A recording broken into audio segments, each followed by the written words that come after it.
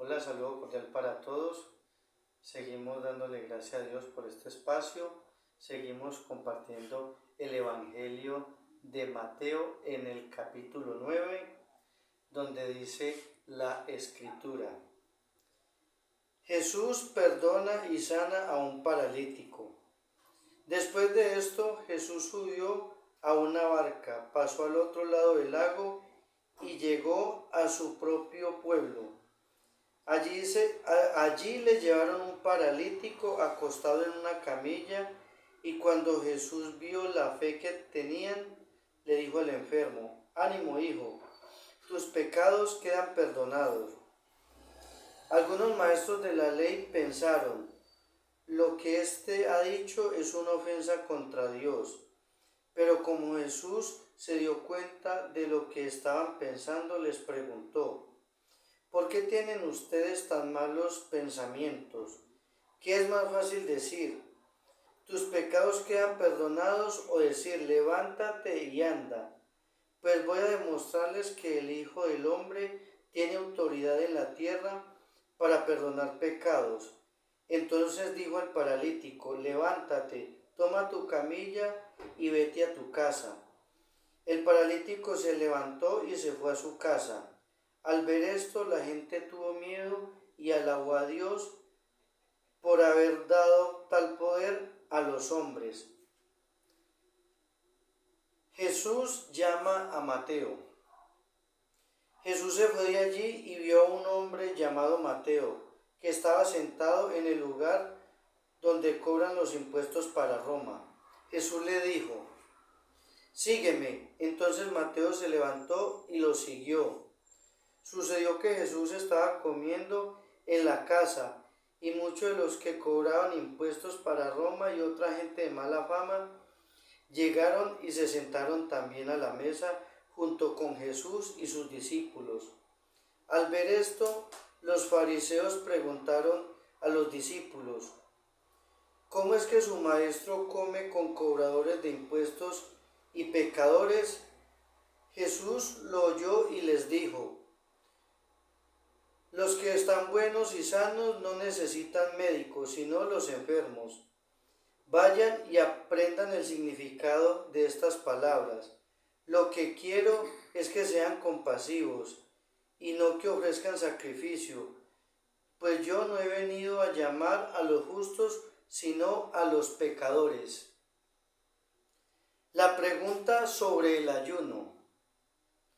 Los seguidores de Juan el Bautista se acercaron a Jesús y les preguntaron: «Nosotros y los fariseos ayunamos mucho.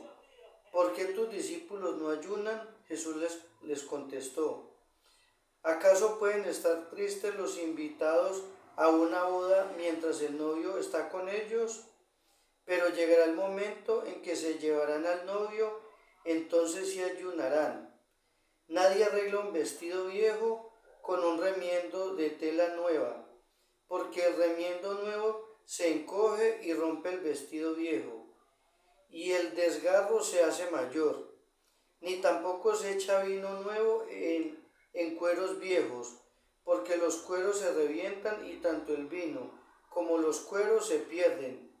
Por eso hay que echar el vino nuevo en cueros nuevos, para que así se conserven las dos cosas». La mujer enferma y la hija de Jairo. Mientras Jesús les estaba hablando, un jefe de los judíos llegó, se arrodilló ante él y le dijo: «Mi hija acaba de morir, pero si tú vienes y pones la mano sobre ella, volverá a la vida». Jesús se levantó y, acompañado de sus discípulos, se fue con él.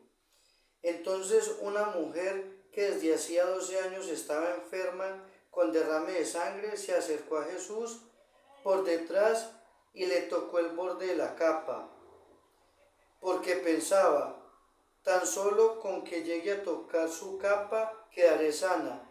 Pero Jesús se le dio la vuelta, vino a la mujer y le dijo: «Ánimo, hija, por tu fe has sido sanada». Y desde aquel mismo momento quedó sana. Cuando Jesús llegó a casa del jefe de los judíos y vio que los músicos estaban preparados ya para el entierro y la gente lloraba a gritos, les dijo: salgan de aquí, pues la muchacha no está muerta, sino dormida. La gente se rió de Jesús, pero él los hizo salir. Luego entró y tomó de la mano a la muchacha y ella se levantó. Y por toda aquella región corrió la noticia de lo que había pasado. Palabra de Dios. Gloria a ti, Señor Jesús. Bueno, Rubí, colabórenos con el mensaje, por favor.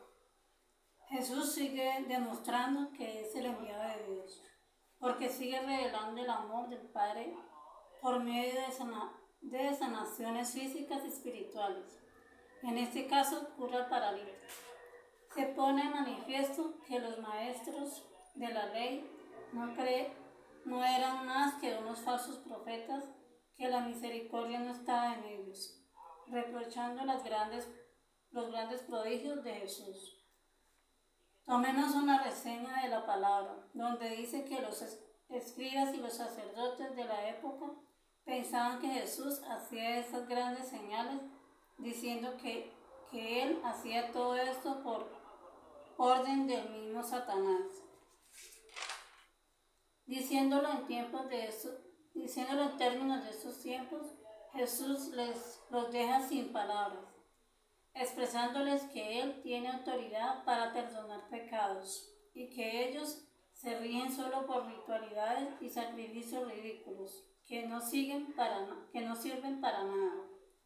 Mateo es llamado por Jesús, que es constituido otro de sus discípulos. Es muy interesante lo que Jesús dice, que solo necesitan de médicos los enfermos, dando a entender con este ejemplo que Él vino a dar la salvación a los pecadores. Cuando los seguidores de Juan el Bautista preguntaron a Jesús por qué sus discípulos no ayunaban, Jesús respondió dándoles a entender que sería crucificado dentro de poco tiempo. Es decir, mientras Él estuviera con sus discípulos, ellos no tenían motivo para ayunar. Resaltemos la fe de la mujer que fue sanada de su enfermedad con tan solo tocar el borde de la capa de Jesús. Demos gloria y honra a Dios por medio de su Hijo Jesús, cuando dio vida a la hija de Jairo, jefe de los judíos. La enseñanza que nos deja hoy la palabra es que Jesús es nuestro Salvador, que quiere entrar en nuestras vidas, pero necesita de nuestro consentimiento. ¿Quieres tú aceptar a Jesús como tu Salvador? ¿Tienes la fe suficiente para creer en Él? Bueno, Rubí, muchísimas gracias por el mensaje. Le damos gracias a Dios porque nos regala su palabra, nos da un mensaje claro y contundente. Qué bueno sería no únicamente quedarnos como oyentes de la palabra, sino también hacedores de la misma. Así que es el compromiso, atender a este llamado que Dios hace. Deseamos de todo corazón que el mensaje se siga difundiendo. Gracias por la acogida y hasta una próxima oportunidad. Que Dios les bendiga.